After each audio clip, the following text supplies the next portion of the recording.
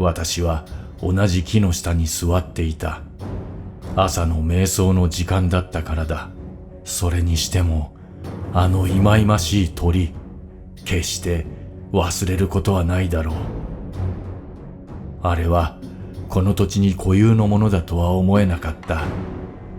ああいうものは迷惑千万だ。いくつかの石を投げると、それは正確に戻ってきた。私はとても早く木に登り、笑いカワセミが目を覚まし、羽毛と葉の房をつけた。はあ！瞑想するのにとてもいい環境であることを発見した。しかし、私は誓ってもいい。そのバカなクマは普通、最初にそこに着く。それは私のせいではない。誰か、ここから下ろしてくれ！クマは早く目を覚ます。私が最初にそこに着く唯一の時期は真冬だが、そしてそれは私の誕生日のようだった。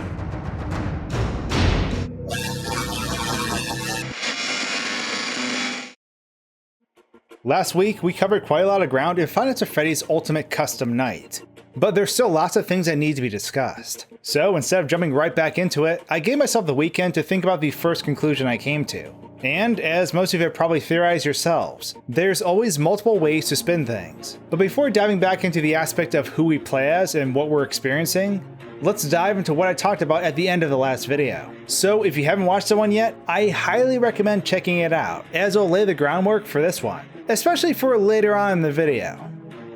Still here? Awesome. I really want to start this off by talking about the odd cutscenes we see within the game. We have confrontations between Foxy and Freddy in a Japanese-styled feud. And then we have Toy Chica gushing over people she's at school with. Let's start with the whole Freddy and Foxy thing first. The first thing we see in these bizarre mashups is a flowing field of cherry blossoms before a great mountain. The subtitles explain that Freddy is planning an attack out of revenge, and ultimately feels his cause is just for doing so. Unfortunately though, all of Freddy's attempts typically end in failure, and he's left pondering about what to do next under a tree. He rises up to the challenge again, but it seems every time Foxy is just one step ahead of him. Most of these cutscenes play out the same way, with Freddy trying an alternative tactic, and Foxy always triumphing. There's an element of randomness to how they play out too. But what is most interesting is that while they are absurd in context, they're actually much more absurd in translation. As many people who are bilingual realized, the spoken dialogue doesn't match up at all with the subtitles. Thankfully, for those of us who do not speak Japanese, Reddit user Moon's Mercy began the translation process, so we can actually get an idea of what is really being said. Mind you, the translations aren't 100% accurate in terms of how they flow, but they do show us that things really don't add up.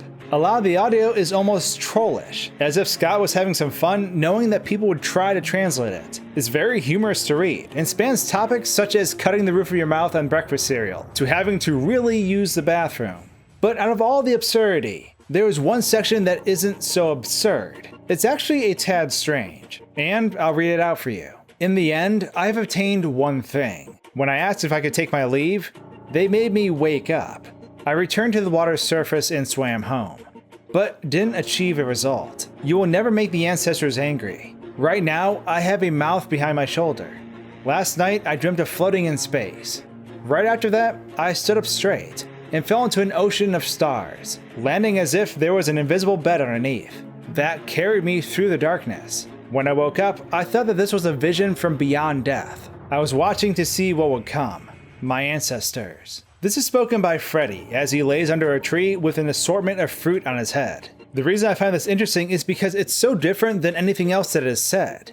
It's abstract, but not in the trolling and funny manner that other sections are. For some reason, it makes me think of the Old Man Consequences secret minigame too. Not that I can prove it or anything, but I always imagine that minigame taking place under a starry sky, like he was fishing in the dead of night. To exit that minigame, you have to drown yourself in the water though, and all the metaphors of swimming sort of pull me back to it. Obviously, it could also mean nothing as well, and I'll get to that in a little bit. On the opposite side of the coin, if you take the English subtitles as they are, even though humorous, it almost seems like a feud between brothers. The younger Freddy continually fails against his older, more experienced brother. Birthdays are mentioned, and most of the banter between the two is trivial. for as dire as these scenes are portrayed. In some ways, it reminds me of always trying to get into my older brother's room when I was little. Perhaps that's what this temple represents for the fox. However, the fox vs. bear imagery isn't something that's entirely new either. We know the older brother in FNAF 4 loved scaring the younger brother with a foxy mask, and every time he would be one step ahead. The younger brother would retreat back to his room, where he'd cry in the comfort of the golden Freddy doll. The last Freddy and Foxy cutscene subtitles actually talk about Foxy fleeing the country, and how Freddy will pursue him no matter what, which I find this concept also interesting. But all of this could simply be absurdity as well. At this point in the series, it's very possible that Scott is just having fun, and that there might not be much to derive from these scenes. Someone online actually discovered the original job posting for recording these lines, and Scott wrote, "This job is for a parody of an anime about samurai. The dialogue is somewhat silly, but I want it to sound authentic and very serious. So whether there is actual lore to be derived here, or if it is purely nonsense, that has yet to be decided. However, we still have another set of cutscenes to talk about, and they involve the obsessive Toy Chica. In these cutscenes, we see a Five Nights at Freddy's high school, where all the animatronics attend. However, Toy Chica is constantly obsessing over the person who is sitting in front of her. She becomes fixed on one aspect of them, and ultimately wants to make them hers forever. As these cutscenes play out, it's very noticeable that she's basically killing the animatronics in front of her and keeping parts of them in her school bag. The ending cutscene has Toy Chica explaining that nothing worked out in her quote-unquote relationships, but she's remaining optimistic knowing there's a guy out there just for her. Now, what's interesting about these cutscenes is that it could almost be parallel to Afton choosing his victims. One by one, he'd become fixated on a certain child and ultimately kill them. While they are represented by the animatronics they now reside in, it does make you wonder. Obviously, this could definitely be overthinking it again, and this whole thing could just be complete absurdity for the sake of humor. But now that we got these cutscenes out of the way, I want to talk about something else. In the last video, I explained the concept that Afton may be experiencing a repeating nightmare in hell. Everything he's had his hand in creating or murdering has come back to haunt him, even visions of himself. But there are still aspects of this theory that are odd, and I want to explain the other possibility that might be going on. We are told many times that there was someone that we shouldn't have killed. However, technically, if we were Afton, who had multiple murders on our hands, everyone we killed shouldn't have been killed. No one deserved to die to Afton. It doesn't make sense for one of these deaths to be justified over the others, which makes this whole situation complex again. That is, unless the person we play as has only murdered one person. What if we're Michael Afton? Michael immediately fills in the whole one person we shouldn't have killed thing, being the crying child. I know recently Matt Pett had discussed the idea of the smallest child being Michael, which is definitely interesting. I don't have much to add to that angle other than the fact that if someone took frontal lobe damage from a bite, then they would certainly have severe memory loss, since that part of the brain governs memory. If Michael has a hard time remembering his name, perhaps that's why other familiar names were used when he was working as a security guard in the other games. But again, a big issue with this is that the timeline is too quick. Would the crying child we see actually be old enough to work as a security guard in Five Nights at Freddy's 1 and 2? He'd have to already be out of high school at the time in order to work midnight to 6 a.m. every day. It'd be illegal for him to work otherwise, because many states have labor laws around 15 to 17 years old.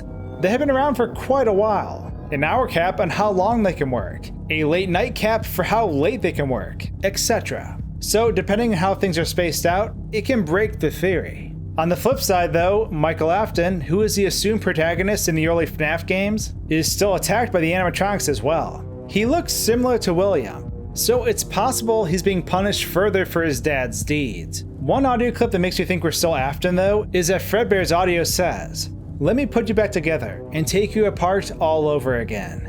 It sounds like there are several spirits talking through Fredbear, but telling someone that they can be put back together again is exactly what is told to the crying child in FNAF 4, after the bite takes place. If this kid isn't Michael based on the age discrepancy, then that means this conversation only took place between the child and possibly Afton, who was on the walkie-talkie on the other side. Meaning, this can only be Afton we're playing as. And beyond that, if the crying child is Michael, and we are playing as him, we technically didn't kill anyone.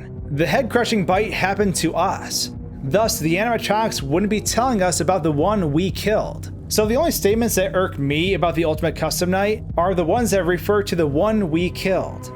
It's possible that Afton only killed one person in total, and his creations did the rest. but technically he should still be guilty regardless. But it is possible that the spirits don't know. However, if we are Michael Afton, then that creepy child face that we see popping up could make sense too. Our younger brother was the one we killed, and he was absolutely terrified of animatronics. Now that he's dead, and we've died as well, he's giving back his fear tenfold on us. He sort of has influence over the other animatronics here in this weird limbo. The roles have switched, and he's now the one with the power. There's also the Golden Freddy ending that was leaked by someone hacking the game, and it seems that even at the end of it all, Cassidy, who is assumed to be Golden Freddy, still hasn't been set free. It's definitely perplexing.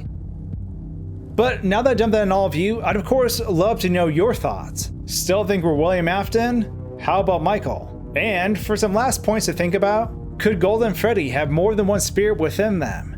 And taking a swing back to Sister Location, how did Michael live, but still turn into an animatronic? I don't think Ennard left him completely because his voice sounds robotic. I'm going to come find you. Anyways, let me know your thoughts in the comments below, and I'll give them a gander. And with that, thanks for tuning in for part 2 of this FNAF extravaganza. We are so close as a community to solving this crazy beast. So close. Thanks for watching, guys and gals, and until my next video, cheers.